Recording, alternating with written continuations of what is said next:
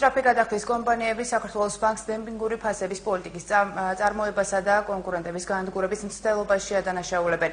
ნოვა ტექნოლოჯის გენერალური დირექტორის თქმით, 1 აპრილიდან სწრაფი გადახდის კომპანიებმა მომხმარებელთა დიდი ნაწილი დააკარგეს, რაც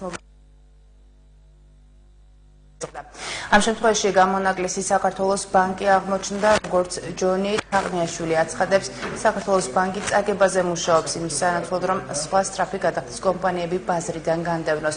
ნოვა ტექნოლოჯის ადვოკატის თქმით, ისინი სარჩელს სასამართლოში უახლოეს მომავალში შეიტანენ.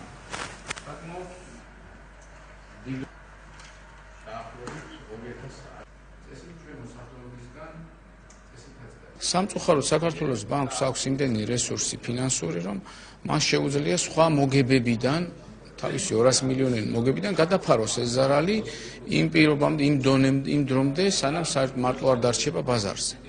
ეს არის მისი ის და ეხლა ჩვენ სხვა შემოსავლის წყარო არ აქვს, სხვა ბიზნესები არ აქვს და გამოდის, რომ ამ საქმეს უნდა თავი დავანებოთ, მივატოვოთ ეს საქმე იმის გამო, რომ ჩვენ ვერ გაუძელით საქართველოს ბანკის მიერ დემპინგური ფასებით მონაწილეობას ბაზარზე. სარჩელი შევა უახლოეს მომავალში, რაც შეეხება თვითონ დავის საგანი ამ სარჩელთან მიმართებაში იქნება დომინირებული მდგომარეობის ბოროტად გამოყენების აკრძალვა. გულისხმობს რას?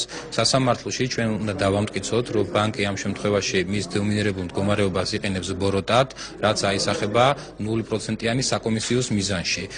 ჩვენ იმედი გვაქვს, რომ სასამართლო დაგვიკმაყოფილებს ჩვენ სარჩელს და შედეგი ამის იქნება ის, რომ ბანკს აუკრძალავენ 0%-იანი საკომისიოს